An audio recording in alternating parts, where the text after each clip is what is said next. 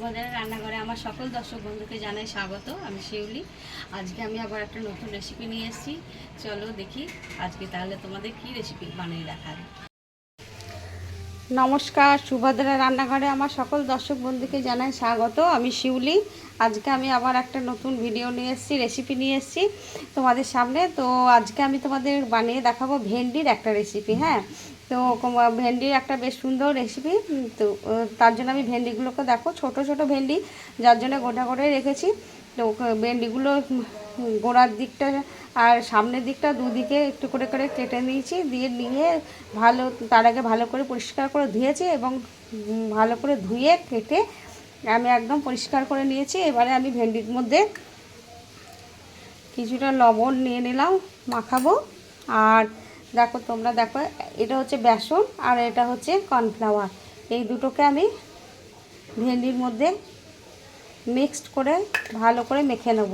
মেখে নিয়ে তারপরে আমি দেখে না তেলের মধ্যে ভেন্ডিগুলো ভাজবো, ভালো করে ভেজে নেব।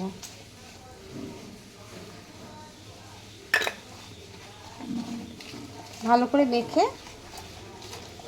নিলাম। এবারে আমি কড়াতে দেখো তেল বসিয়ে দিয়েছি। তেল গরম প্রায় হয়েই এসছে, তোমার ধোঁয়া ছাড়ছে। এবারে আমি কতগুলো ভেন্ডি ছেড়ে দিলাম। আমি দুবারে তিনবারে অল্প অল্প করে দিয়ে ভেন্ডিগুলো ভালো করে সুন্দর করে মুচমুচে করে ভেজে তুলে নেব।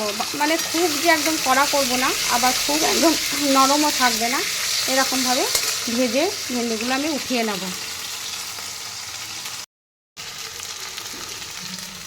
আমি একবার তুলে নিয়েছি, দিয়ে আবার একবার কড়াতে দিয়ে দিয়েছি ভেন্ডি। তো একটাও হয়ে গেছে ভাজা। এই যে এবারে আমি এগুলো তুলে নিচ্ছি একে একে। এগুলো ভালো করে তুলে নিয়ে তারপরে এই যে তোলা প্রায় হয়ে গেছে, আরও কতগুলো আছে, এই কোটাও আমি একদম ভেজে নেব। তারপরে বাকি প্রসেসটা তোমাদের দেখাবো আমি কিভাবে রান্নাটা করছি। আমার ভেন্ডি কোটা আর বাকি যে কোটা আছে ভাজা হতে হতে তোমাদের আমি মশলাটা দেখাই, কী বানাবো। মশলাতে করবো মিক্সিং জারের মধ্যে তোমার নিয়ে নিচ্ছি কতটা, অল্প 1 চামচ মতো সাদা আর কালো সর্ষে ভিজিয়ে রেখেছিলাম সব। আর এই যে পোস্তটা আমি ভিজিয়ে রেখেছি জল দিয়ে, সব জারের মধ্যে ঢেলে নিচ্ছি। আর এই যে দুটো বড় বড় সাইজের কাঁচা লঙ্কা, এই একটা আছে, 3টে দিয়ে দিলাম। আর এই যে যেটা নারকেল পোড়া আছে, হ্যাঁ, এগুলো দিয়ে দিলাম। এগুলো সব একসাথে আমি জারের মধ্যে সব নিয়ে দিয়েছি। এবারে আমি এটাকে পেস্ট করে নেব ভালো করে।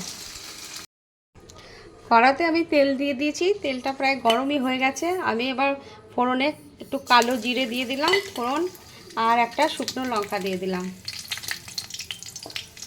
ফোড়নটা কয়েক সেকেন্ড ভাজা হবে। হয়ে গেছে আমার ফোড়নটা ভাজা ভাজা, সেন্ট বেরোচ্ছে। এবার আমি একটু টমেটো কুচি দিয়ে দেব।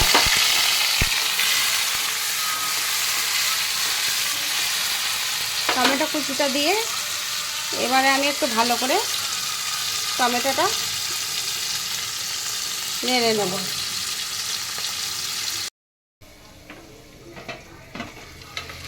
আমি একটু টমেটোটা নুন দিয়ে চাপা দিয়ে দিয়েছিলাম যাতে গলা গলা হয়ে যায়। অনেকটা গলা গলা হয়ে গেছে। একটু খুন্তি করে একটু চিপে চিপে দিচ্ছি যাতে একটু গলে যায়। যাই হোক, এবারে আমি কিছুটা দই দিয়ে দিচ্ছি, 1 চামচ, এই 1 চামচ মতো দই দিয়ে দিলাম। দইটা দিয়ে একটু কষিয়ে নিলাম। আমি একটু হলুদের গুঁড়ো আর কাশ্মীরি রেড চিলি পাউডার দিয়ে দিলাম।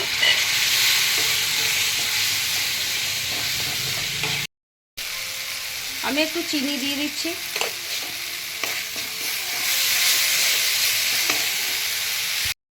মশলাটা দিয়ে এবার আমি একটু লবণ দিয়ে দিচ্ছি। ভেন্ডিগুলো ভাজার সময় লবণ মাখিয়ে আমি ভেজেছিলাম, তার জন্য অল্প করে লবণ দিলাম। আর এবারে যে আমি একটু সর্ষে, পোস্ত আর নারকেলের যে পেস্টটা বানিয়েছিলাম সেই পেস্টটা আমি দিয়ে দিলাম।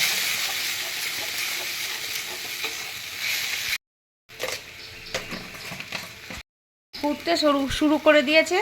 এবারে আমি ভেন্ডিগুলো দিয়ে দিচ্ছি।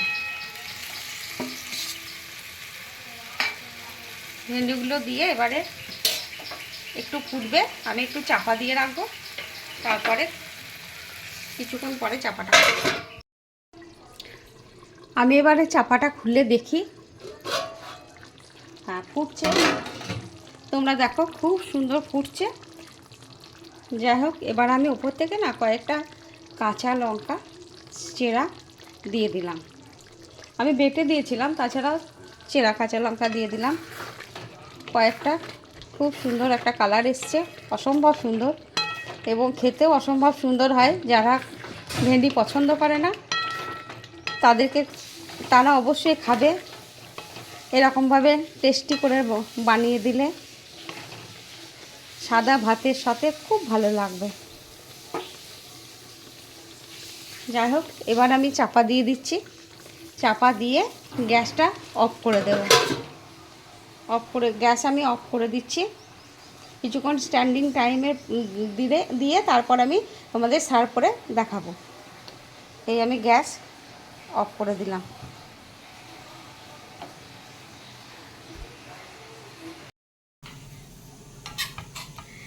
আমার হয়ে গেছে ভেন্ডি, বাহার ভেন্ডি বা বাহারি ভেন্ডি। তো এবারে আমি এটাকে সার্ভ করে নিচ্ছি। ভেন্ডি বাহার বা বাহারি ভেন্ডি আমার রেডি এবং সার্ভ করে দিয়েছি। তোমরা এভাবে বানাবে, বানিয়ে অবশ্যই খাবে, খেয়ে আমাকে কমেন্ট করে জানাবে। তোমাদের আমি আশা করি তোমাদের ভালো লাগবে, যারা খায় না তাদেরও ভালো লাগবে। এরকমভাবে এই প্রসেসে রান্না করবে তোমরা। তোমাদেরকে অসংখ্য ধন্যবাদ জানাই আমার সাথে থাকার জন্য। তোমরা সবাই ভালো থাকবে, সুস্থ থাকবে। সকলকে অসংখ্য ধন্যবাদ। আবার বলছি নমস্কার।